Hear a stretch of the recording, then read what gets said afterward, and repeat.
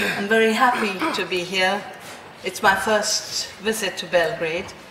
And I really stretched myself to be able to join you at this very critical moment in Serbia's decisions about the future of its food and agriculture and freedom.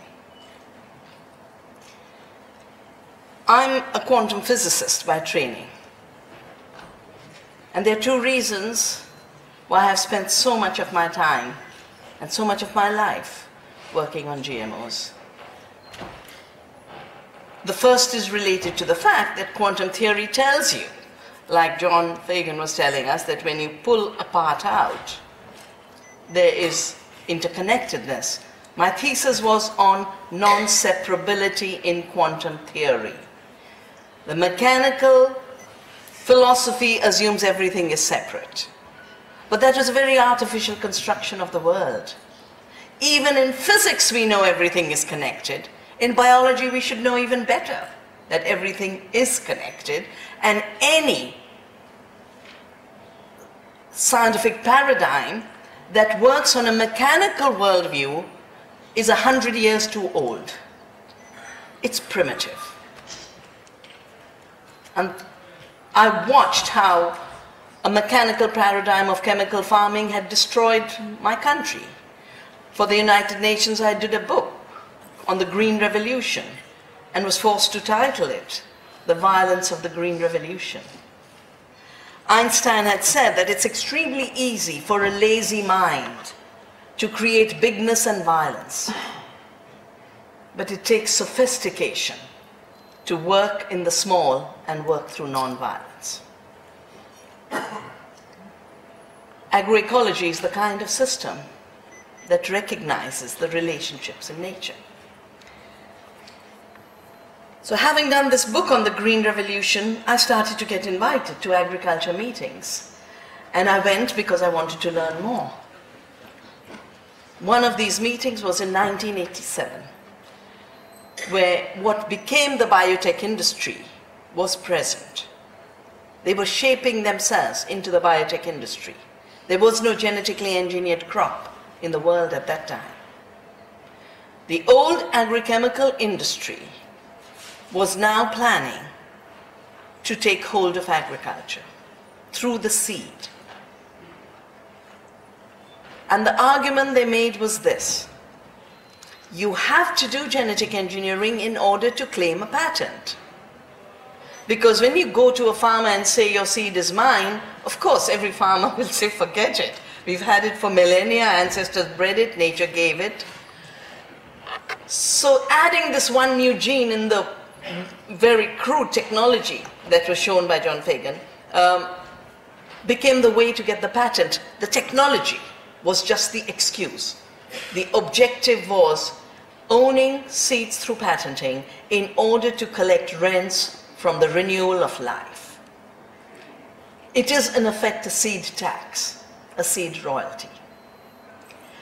And companies like Monsanto in the US, companies like Syngenta in Europe, wasn't a big enough market for them.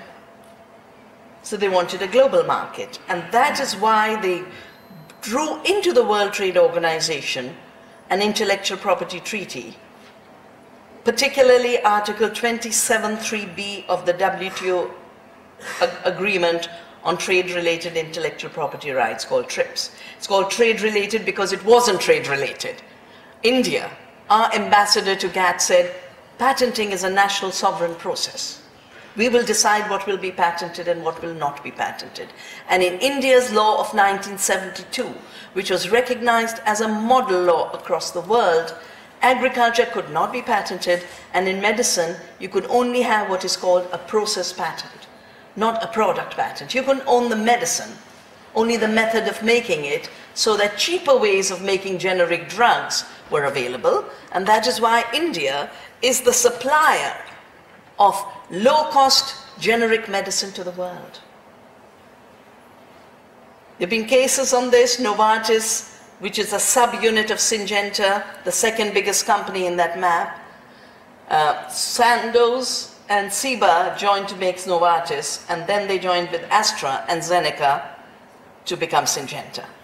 Novartis sued the government of India, saying change your laws that only give patents for something authentically innovative. Because we have an Article 3D in our law. After we were taken to WTO, after we were sued through TRIPS, we still ensured that innovation was authentic innovation. I must speak slowly. Okay. I'm sorry. Sure, I'm sorry. So Article 3D does not allow evergreening of patents. Novartis wanted to destroy our domestic cancer drug industry, which can provide a drug for 10,000 rupees for a month of treatment, and they wanted to sell the same medicine for 175,000 rupees for a month of treatment. The Supreme Court rejected and dismissed their plea. The patent officers had done it before. So I do this work on seed saving and promotion of organic agriculture and keeping myself awake and the world awake on what comes with GMOs. I started the movement, Vandana, on my flight back from Geneva after that meeting of '87. I said, if they want to patent seeds and they want a genetically modified seed, then our duty is to protect the integrity and freedom of seed. And I didn't know where to take us. All I knew, I had to do it. I didn't know how to do it. I taught myself how to do it. Went village to village collecting seeds. And it was the women, peasant women, who were my teachers. We've set up 110 community seed banks to defend seed as a commons and not as a privatized property of Monsanto. We have worked with our government and our parliament to ensure our laws do not go the Monsanto way. So Monsanto went on record in 1995 saying they wrote the WTO agreement on intellectual property. They said we were the patient, diagnostician, and physician all in one. Now, in all democracies, you have independence of powers. You have a separate judiciary that's independent of the executive. You have a parliament that keeps oversight on the executive. That is how societies can function. And all of them in an authentic democracy should be accountable to the public. In a democracy, it used to be said it's of the people, by the people, for the people. And Monsanto is not just genetically engineering organisms, it is genetically engineering democracy to become of the corporations, by the corporations, for the corporations. And it is, GMOs have become a symbol of a toxic dictatorship. Toxic both in the fact that the two products they brought, the BT crops and the Roundup Ready crops, are toxic in and of themselves. They've only managed to move toxic genes into plant because it's a crude technology and can only do the single gene expression, as was pointed out. They can't deal with the complexity of multi-genetic traits. But it's also, by its necessity, a dictatorship. Imposing an intellectual property rights regime on the world was already a dictatorship. Monsanto says in that 1995 speech, we achieved something unprecedented. We defined a problem, and for them the problem they defined was farmers save seeds. Offered a solution, now it should be treated as an intellectual property crime to save seeds. That's what got me committed to not just reject this notion that saving seeds is an intellectual property crime, but to recognize that saving seeds is our highest ecological and ethical duty on this planet. And no law can come in the way of that higher duty. And our entire movement of Navdanya, which both means 9 seeds, and it also means the new gift, is based on rejecting the notion that Monsanto invented the seed. Seed is not invented. It has come from millions of years of nature's evolution. Thousands of years of farmers breeding. Putting one toxic gene doesn't create the million years evolution. It definitely doesn't create the 1,000-year breeding. Most patents are based on biopiracy. I had to fight a case against Monsanto in the European Patent Office. Wheat, as you know, has been so bred into having high levels of gluten expression that a lot of Westerners are now allergic to gluten. Indian wheats have been bred for taste and quality, and some of the ancient varieties, which are also delicious, have very low gluten, and in fact they have a gluten silencing gene. So Monsanto patents our old wheat varieties for a gluten-free product market. And these patents are fascinating because they don't just patent one thing. By moving one toxic gene or just doing a conventional breeding, as in the case of wheat, they claim everything. In the case of wheat, they own the wheat, the seeds of the wheat, the flour, and every product that could be made from the flour. Every product. So we opposed it. I also filed cases in the European Patent Office, but in the Indian Supreme Court. And when the judges asked me, so are you saying, Dr. Shiva, that companies like Monsanto want to control our food through seed? I said, yes. In Christian religion, there's a prayer, and I went to a Catholic school, so I know it. Give us this day our daily bread. I said, that's going to become a prayer to Monsanto if you don't watch out. And we joke a lot and say GMO could in effect mean God move over. We are taking over. We are now going to claim ourselves to be the creators and the collectors of rent from life. I'm very proud of our patent office in India. They just rejected a very broad patent claim by Monsanto on climate-ready crops. Every crop under the sun for every environmental and climate stress under the sun. So the patent office said, well, you're claiming you've done something new. The genes you're using are known. So Article 3D of our law says, not known novelty. And you're owning a biological process which you haven't created. You're moving a gene does not create the biological process of the reproduction of the plant. Article 3J of the Indian patent law. In my view, the most important judgment on patenting anywhere in the world. Not a single newspaper covered it. I wrote an article on it, but no media coverage. Because if you look at what the GMO industry says, they repeat three things. We improve yields, we are the solution to hunger, and therefore anyone coming in the way is creating hunger. We reduce chemical use, so we work for the environment and we are sustainable, and we bring prosperity to farmers. John's presentation addressed responses to those in detail. Have you ever heard the biotech industry or Monsanto say, and we want to own patents on seed? Why do they hide the intellectual property piece? It's the central piece in this whole thing. Owning seed and patenting seed and having intellectual property rights is the central piece, an issue on which they never say a word, and anyone who writes about them doesn't say a word. It's the big silence, and that's the silence we have to break. The day we can start restricting patents, Monsanto's dead, GMOs are dead. Because if they can't collect royalties and rents, they're not interested. They're not interested in a technology. They're interested in a myth of a technology which brings them this ownership right. Now this ownership right, as I mentioned, Monsanto drafted the laws of the WTO. And that's the day we started fighting this. India created all kinds of safeguards in our law. And I was on the drafting committee for a related law on plant genetic resources, which became Plant Genetic Resources and Farmers' Rights Act. And in it is a clause that the farmer's right to save, exchange, improve, breed, sell seed can never be alienated. It's the only law in the world with a farmer's rights legally enshrined.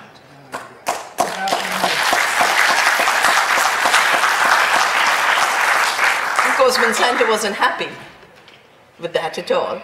So they tried to sneak in a 2004 seed law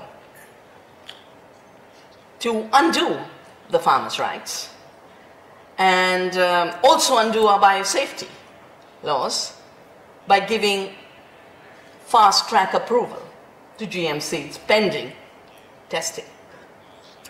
We have a strong biosafety law. There's an attempt to deregulate it, just like there's an attempt in your country to deregulate it. And if you were to make a map of the world, wherever there's a law, there's an attempt to deregulate it. Well, when the 2004 law was proposed, a law on compulsory registration, that the smallest of farmers would have to go to a central authority to seek approval for what they plant. It would mean spending money to register. It would mean spending time with the bureaucracy, and we know what bureaucracies are like. But worst, it would mean having the rejection of what your ancestors have evolved safely for millennia as not being good enough on criteria that don't reflect nature's evolution of farmers' breeding, the criteria of quality, diversity, and resilience. So I took this law and traveled the length and the breadth of the country. We did what we do in India, and I think Europe needs it now, and Serbia needs it now. Gandhi's legacy of Satyagraha, the fight for truth, the struggle for truth. Gandhi first practiced it in 1906 in South Africa, when the regime was forcing people to register. It was a compulsory registration of human beings on the basis of race. And Gandhi said, we will not be divided by race, we will not be identified by race, we are one common citizenry. And he led the Indian community to this amazing satyagraha.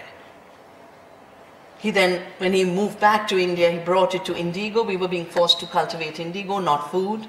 He led the Champaran satyagraha.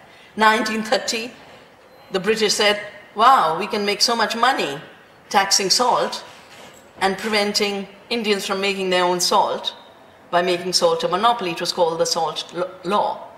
Gandhi walked to the Dandi beach, picked up the salt, said, nature gives it for free. We need it for our survival. We will continue to make salt. We will not obey your law. It's called the Salt Satyagraha. We are inspired by that, and we do the Seed Satyagraha. And I did this in 2005, after the 2004 law came. Traveled the length and breadth of the country, took 100,000 signatures to our Prime Minister, Dr. Manmohan Singh, and said, we are in the land of Gandhi. And you can pass this law, but we won't obey it. So you might as well not pass it. Meantime, the Parliament, of course, woke to it, and like your Parliament is now awake to the issue and is putting, I'm so happy to hear the chair of the Environmental Committee of the Parliament talking about her draft input into whatever amendments in law have to be made. That law of 2004 has never been passed because, just as she was saying, there are liability clauses in it, farmers' rights are enshrined, farmers' rights to save seed are totally protected. So of course it's not useful for Monsanto anymore. But a similar law is being attempted by the European Commission now, at this point.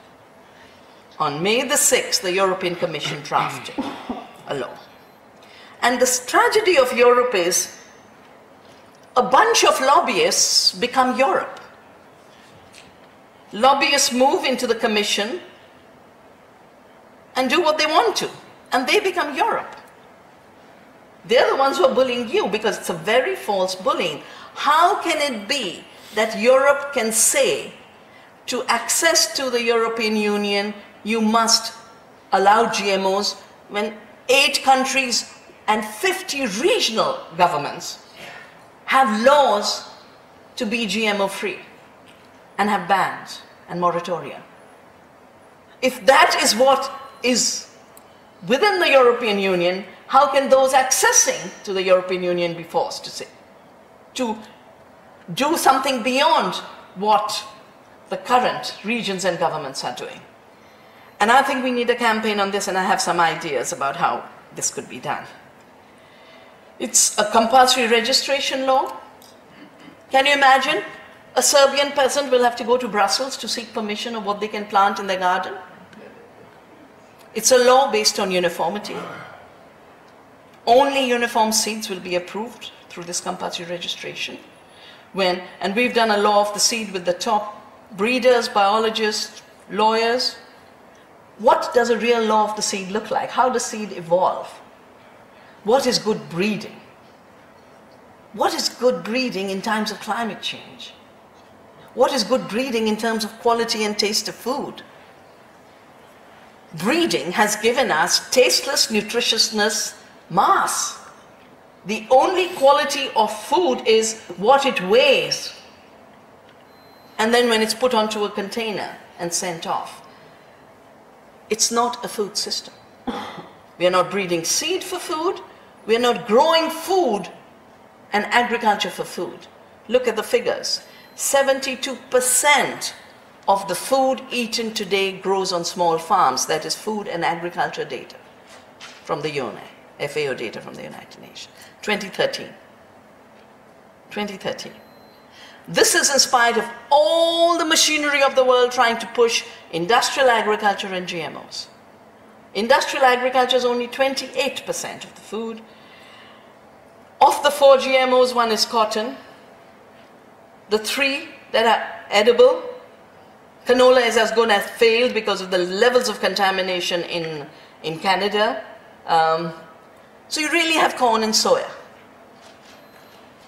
You know how much of the corn and soya, which is the main crops accounted for by GMOs, how much of it is eaten directly by humans? Less than 10%. And that too because the poor Americans don't have labeling. The day they get labeling, it'll drop to 0. Because they'll stop eating stuff which has GMO ingredients. So even that 10% market exists, only because of absence of labeling. The rest goes to biofuels. The rest goes to animal feed. It is not food. So even if they expand the acreage, they're not going to increase food supply. They're going to decrease it. The figures of Argentina are so clear. But we have had an experience with BT cotton, the only crop that's genetically engineered and grown in India. Monsanto came into India it came in 95, started to do what it does, lock Indian companies into joint ventures and licensing arrangements. So very rapidly, they became dependent on selling Monsanto seeds. 97, 98, they started trials, open field trials. Put a big ad in the newspaper how the Indian farmers would get Bolgard, which is the trade name of Monsanto, for the BT cotton. And I just looked at that ad and I said, let me check. Did they check with our Environment Ministry, which has a genetic engineering approval committee, which must do mandatory testing? Environment Ministry had never heard of Monsanto or BT cotton. I called up the seed sector for the Agriculture Ministry. For every seed released in India, the laws say that seeds must be tested in 22 agroclimatic zones for 2 years. Only then seed is released. Monsanto hadn't got there for approval either. So I sued. I took them to the Supreme Court. And in the process, we got mountains of data. In March of that year, Monsanto said some of the cotton of Gujarat was BT. The breeder said, I did not steal from Monsanto, I have not done genetic engineering, I've done conventional breeding, and if there's BT traces, it's come through contamination. That was March. April 2nd, mysteriously, the GMO BT is approved. What was safe in March, or unsafe in March, became safe overnight. Not only did we fight that case, we've been monitoring since then. The first suicide started in a cotton area, 97, 98, I think, 97 winter. And we went down and rushed to study the suicide. It was a poor farmer who had bought the seed on credit. And as you watch, very, very rapidly, 95% of the cotton seed supply in India became BT cotton. 3 mechanisms by which alternatives were destroyed. Farmers are told your seeds are primitive, replace them. We'll even give you money, destroy it. Monsanto holds bonfires of farmer seeds. Somehow the public sector stops doing its work. We have the most eminent cotton research institute, and since Monsanto came, not one variety has been released by them, though they used to release about 20 every year. The scientists are still there, their brains are still there, the cotton is still there, and no variety comes out. Because there's always the same processes that allow these approvals through corruption also stop the public sector from doing its public work. And the third is the appropriation of the domestic seed industry, an issue John Fagan pointed out. 60 Indian seed companies are locked into licensing arrangements with Monsanto and are not allowed to sell anything but BT cotton. They have brilliant records of cotton breeding. They're the ones who were doing the hybrids before. The cotton seed used to cost 5 rupees a kilo, traditional cotton. Monsanto's cotton costs about 4,000 rupees a kilo. That's an 8,000% jump. It's supposed to control pests, but you've already been told it doesn't. In fact, the bollworm has become resistant, and they've already brought Bollgard 2, which is more expensive. And meantime, pests that were never pests of cotton have started to attack the cotton. Aphids and jacids and mealybugs and army bugs, and every year there's a whole new bug which needs more pesticides. 1,300% increase in pesticide use in the BT cotton areas. And it's not just India.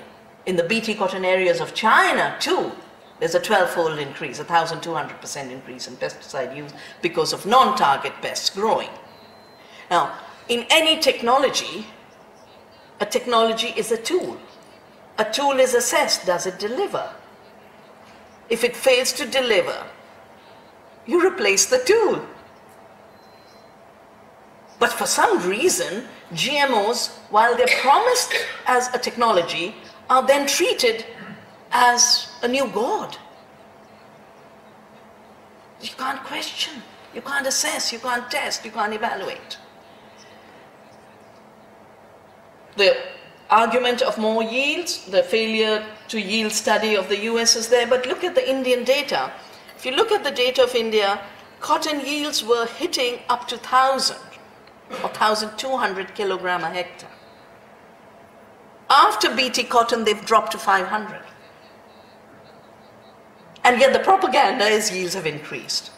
Pesticide use decreased? No, it's increased. Farmers' prosperity? How does a patented seed of 8,000% more price get sold to a poor peasant who has no money? Through credit. What is the credit given for and against? What's mortgaged? The land.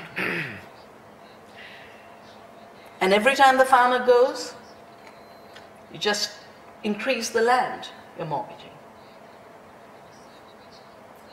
This is what has happened, what has triggered the epidemic of farmer suicides. The National Bureau of Crime Records of India, which is the official body that keeps track of suicides and homicides. For farmer suicides, the latest figure from 1995, when Monsanto started to enter and grab the market, to now is 284,000. There's a 600-something figure, which I can't remember, but nearly 300,000 farmers have committed suicide. And in some regions like Vidarbha, the suicides have jumped from 52 in 2001 before the BT cotton. And you can, if you make the map of the suicides and the map of BT cotton and the graph, it's identical. And they hit about 3,500 when it becomes 95%. Every half hour, a farmer is ending his life. And because we've done reports called Seeds of Suicide, every year we update these reports. Every time I go to Vidarbha, there's a suicide somewhere. You go to the home and you talk to the widow and you ask what the debt was for. She said, I had no idea he was buying these seeds because a GM seed looks like a non-GM seed. It's cotton seed. And I had no idea he was bringing this home on debt. Because as long as seed was in women's hands, women knew the seed. And seed never failed, you didn't have a price to pay, you never got into debt. And then Monsanto comes in and the men go to the market in the little town, have a little drink, and while you're a little tipsy, the sales agents come and say, we've got a miracle seed for you, you're going to be a millionaire. Just sign on your papers, give you the seed. And it's the day these agents of the seed and chemical companies come to tell the farmer your land is now ours.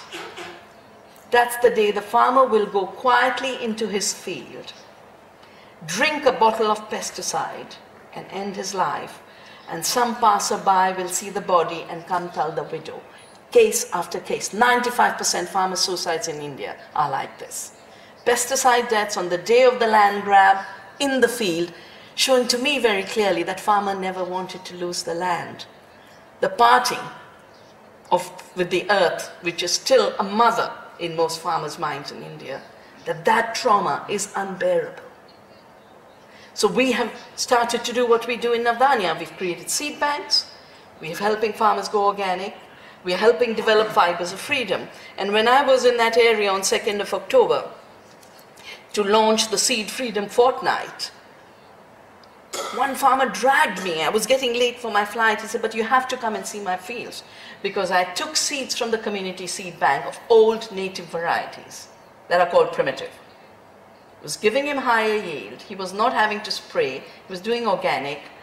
The costs of inputs had dropped in 1 year from 275,000 rupees to 9,000 rupees. That's a 3,000 rupees. Next year it will be zero. Next year it will be zero.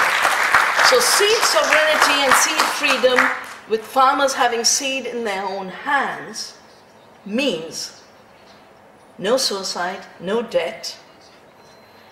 Having good seed and good organic farming means protection of the environment and protection of people's health, but most importantly, it means more food. Navdanya has, I think, trained more than 750,000 farmers in seed saving and organic farming in India. And we've done studies over the last 5 years, assessing biodiversity rather than yield, because a yield measures a monoculture production of a commodity that goes into biofuel or something else. It's not a food indicator. And a monoculture can drop your food production while increasing the monoculture. A typical farm, 9 units output. If it's replaced with a monoculture maize, it'll have 5 units of maize. In the biodiverse farm, it's 4 units of maize, so it looks like you got 1 ton more. But in reality, you lost 4 tons of food. Exactly the image for Argentina that was in the figures of John Fagan's presentation. Potatoes gone, wheat gone, vegetables gone, everything we need gone. We are, through GMOs, dismantling our food and nutritional security. We've produced a report recently called Health Per Acre, in which very laboriously we took the output of biodiverse systems and then converted it to nutrition data.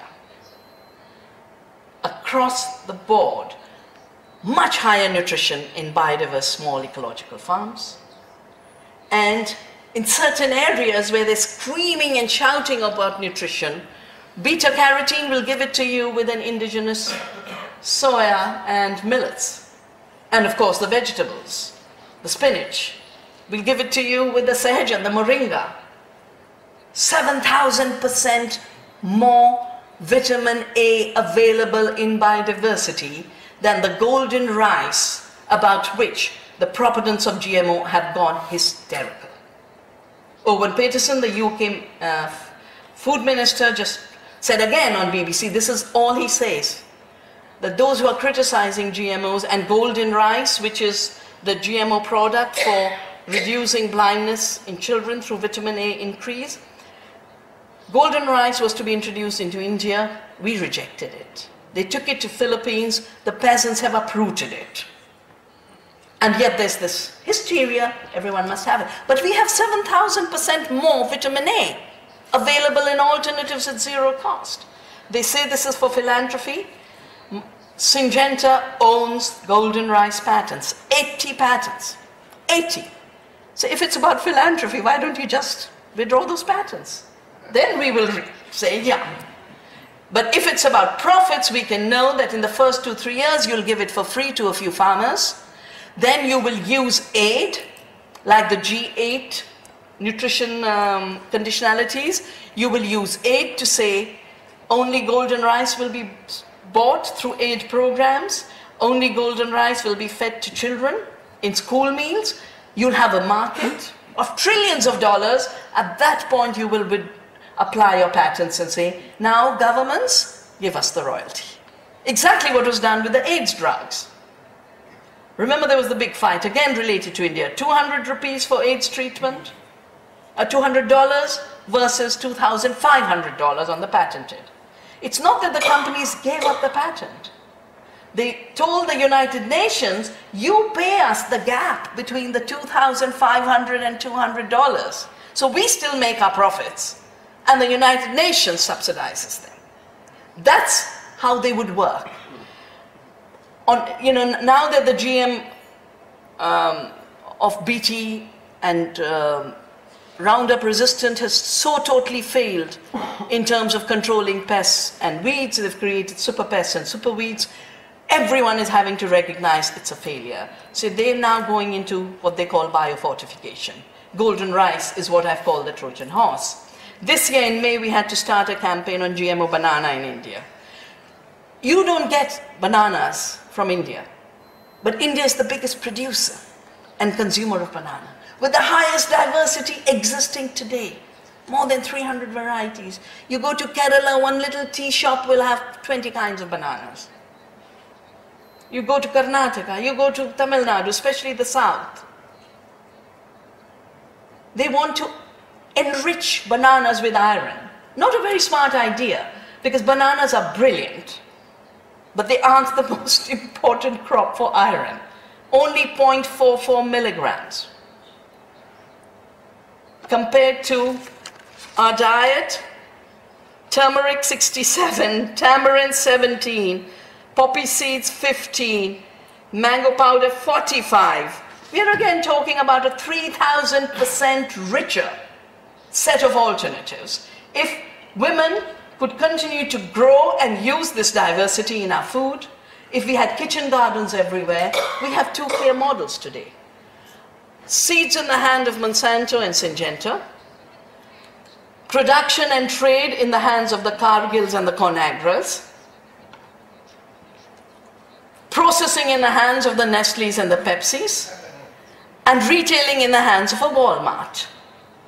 Or seeds in the hands of women and peasants and children worldwide, because we want every school to have a garden, which is also a seed sanctuary, which is also a seed freedom zone from where we tell the Monsantos, this zone you cannot invade. This is patent-free, GMO-free, chemical-free. And with love, we will nurture the earth, and with love, we will protect the seed. Those gardens everywhere, community gardens, women's gardens, they are exploding, exploding. 2 years ago, I just told them, the government of Rome, I said, this crisis can only be dealt with, the economic crisis, only dealt with if young people who are unemployed start to garden and grow food. They're doing that. Hundreds of gardens. And Rome is now writing a law to legalize the occupation by young unemployed people of the public lands. saying we have to address three problems. The ecological catastrophe, of which industrial agriculture is at the heart of biodiversity erosion, soil destruction, water destruction, and climate change. 40%. I wrote a book called Soil Not Oil. 40% of all greenhouse gases come from an industrialized model of agriculture and a globalized model of trade. The problem of health, 1 billion people hungry, but 2 billion suffering from diseases related to food. Totally avoidable if we begin with healthy seed, grow healthy food, and ensure that we eat healthy. Those are the rights which are being threatened by a GMO culture. A GMO is not a thing. A GMO is a system of power. It's a system of distorted, untruthful knowledge and propaganda replacing science, which is why our friends like Arpad Putzai, like Seralini, like Ignacio Chapela are hounded. If I hadn't left a scientific job in '82 to start an independent foundation, and if I was still in the Indian Institute of Science in India, I would have been an Arpad Putzai. But I left to work for movements and to work for society.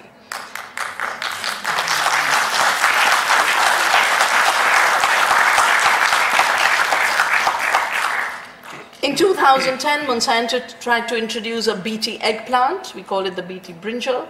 We have 4,500 varieties of brinjal. It's India's home of brinjal. We immediately started a movement like this. Every child in every school had a postcard sending to the health minister. I don't want to eat this stuff, ban it. And the health minister actually banned it. Said, I won't let this come in. Of course, they don't give up. They never give up. That's why we can't afford to give up. We won't give up either, and we last longer.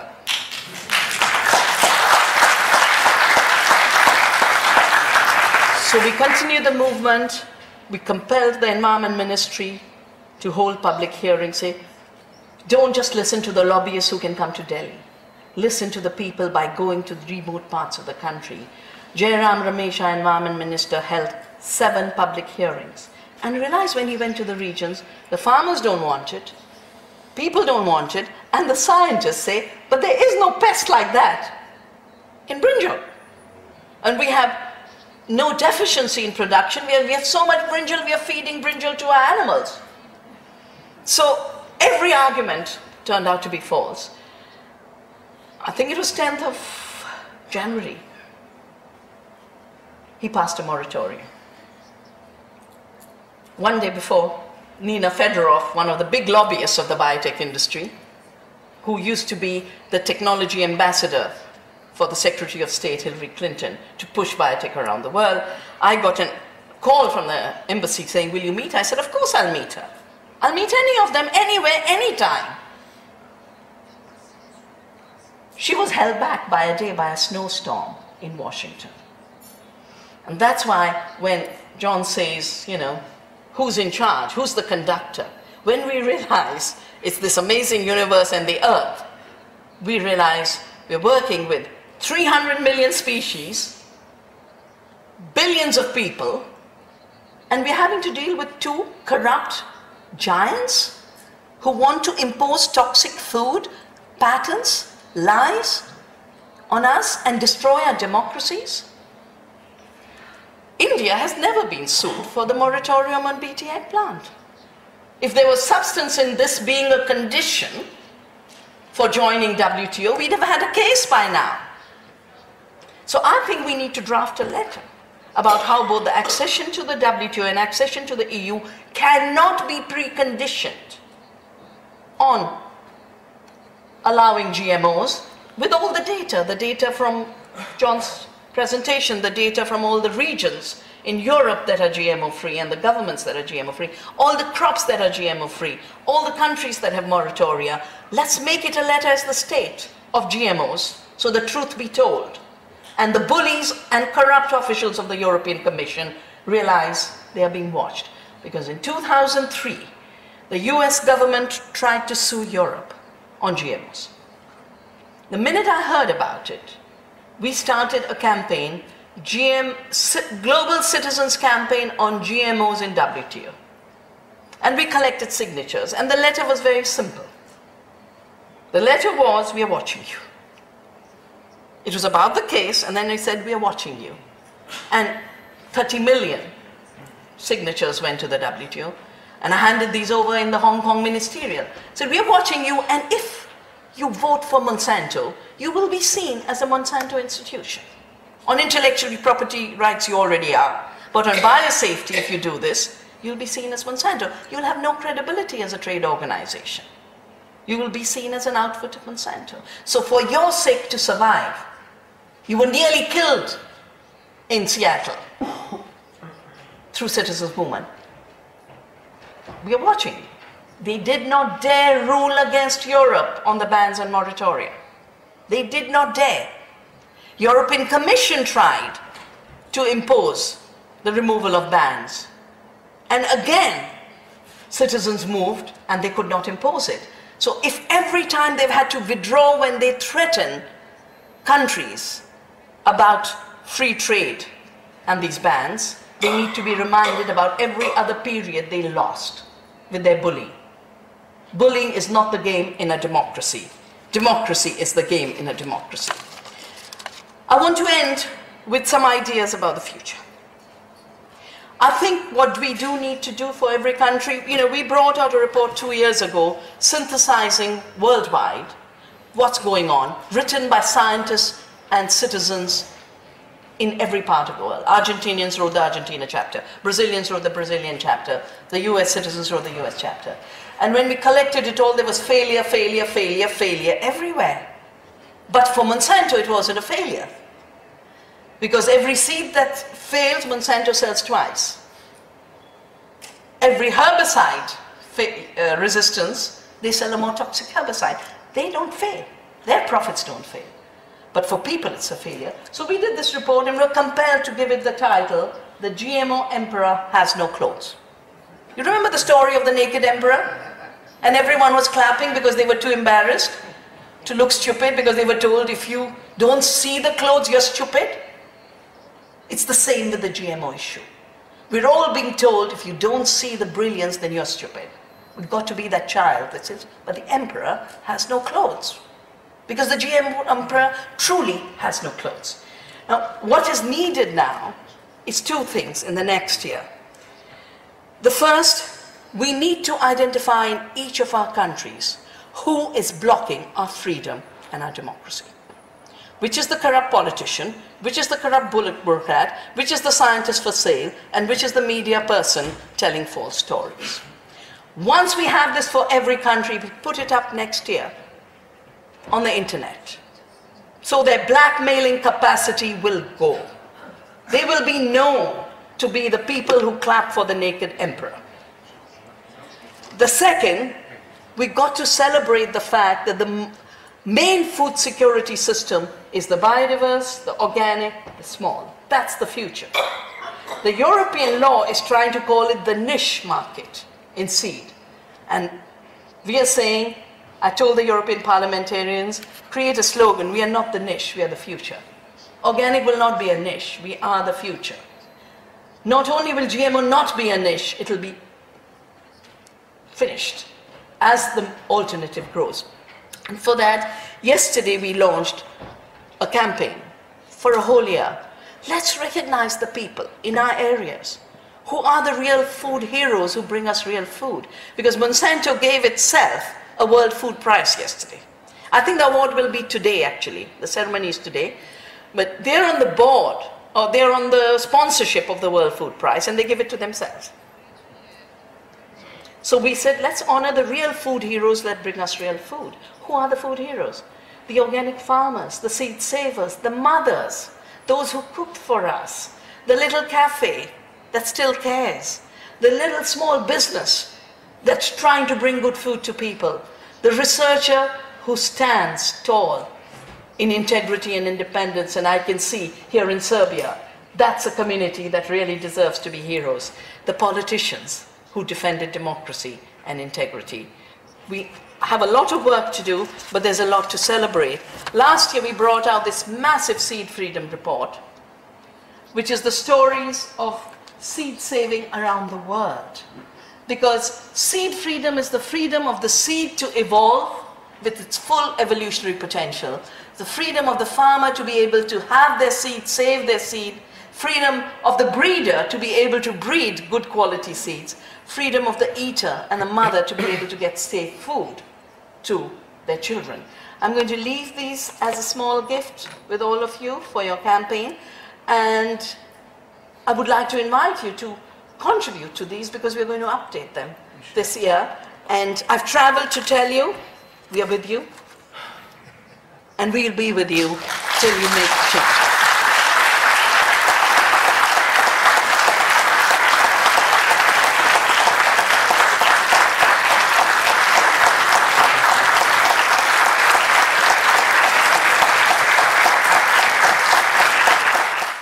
Hvala, draga Vandana, za sve reči koje su tako duboko dirnule srca svih nas. I cannot understand the desperation of Serbia to join the European Union when it's collapsing. And to try